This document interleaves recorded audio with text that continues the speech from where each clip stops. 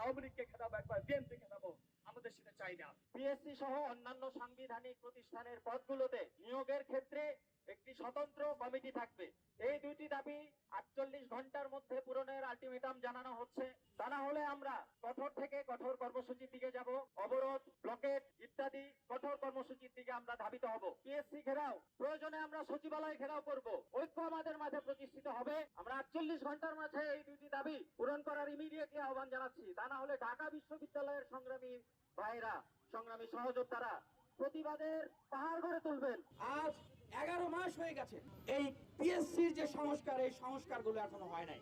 এই সংস্কারগুলো তো অটোমেটিক হয়ে যাওয়ার কথা ছিল, তাহলে কেন এই 11 মাসেও এই সংস্কারগুলো হচ্ছে না? গত 27শে এপ্রিল এই রাজু ভাস্কর্যে উপদেষ্টা এসেছিলেন, সচিব এসেছিলেন, পিএসসির মেম্বার এসেছিলেন, এসে আমাদেরকে বলে গেছেন পিএসসি সংস্কার কমিশন করা হবে। আমরা তাদেরকে জিজ্ঞাসা করতে চাই, আজ 3 মাস হয়ে গেছে, কোথায় আপনাদের সেই সংস্কার কমিশন? আমরা পরবর্তীতে তাদের সাথে যোগাযোগ করার চেষ্টা করেছি, তাদের পিএসরা পর্যন্ত এখন আর ফোন ধরে না, যোগাযোগ করে না। তার মানে কি বিষয়টা এরকম, এখন আর পিএসসি সংস্কার আন্দোলনের কোনো গুরুত্ব নাই? আমরা কোন ধরনের ছেলে খেলা আর শুনতে চাই না। আজকে আমরা বুঝতে পারলাম যে এই পিএসসির সংস্কার গুলো আসলে কোথায় গিয়ে আটকে যায়। এখন এই যে পিএসসির স্বাধীনতা আমরা চাই, এইখানে কোন দলীয় রাজনৈতিক সুপারিশ চলবে না, এইখানে কোন দলীয় বিবেচনা চলবে না। এইটাকে এই সরকারকে বাস্তবায়ন করতে হবে। এক্সট্রিম মশার কয়েল প্ল্যান্ট ফাইবার দিয়ে তৈরি, ডেঙ্গু, চিকুনগুনিয়া বাহি সহ যে কোনো মশার বিরুদ্ধে দেয় এক্সট্রিম সুরক্ষা। যারা আজকে আলোচনা বয়কট করেছে, আমরা তাদের উদ্দেশ্যে বলতে চাই যে এই তরুণরা আপনাদেরকে অভ্যুত্থান উপহার দিয়েছে, আপনারা সেই তরুণদেরকে বয়কট করেছেন। আমরা আর নতুন করে কোন গোলামীর বিশেষ চাই না। আমরা রাজনৈতিক নিরপেক্ষ সরকারি নিয়োগ প্রক্রিয়া চাই।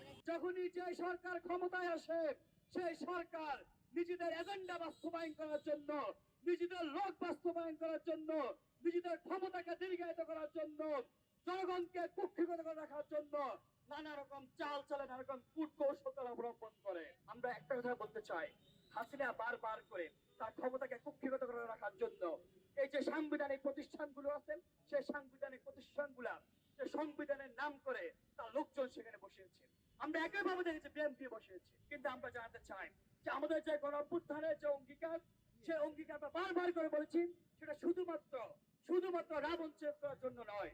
আমরা বারবার করে একবার আওয়ামী লীগকে খেতাবো, একবার বিএনপি খেতাবো, আমাদের সেটা চাই না। আমরা দেখেছি আজকে বিএনপির নেতৃত্ব থেকে বলা হচ্ছে যে যদি নাকি স্বাধীন নিয়োগ কমিশন যদি গঠন করা হয়, তাহলে নাকি নির্বাহী বিভাগের ক্ষমতা হ্রাস পাবে।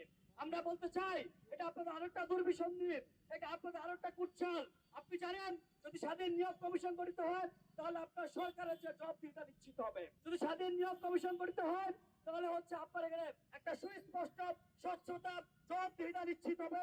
আপনার সরকারের কার্যকারিতা বাড়বেন, আপনার জনগণের আস্থা বাড়বেন, গ্রহণযোগ্যতা বাড়বে। কিন্তু আপনারা যা হচ্ছে নানান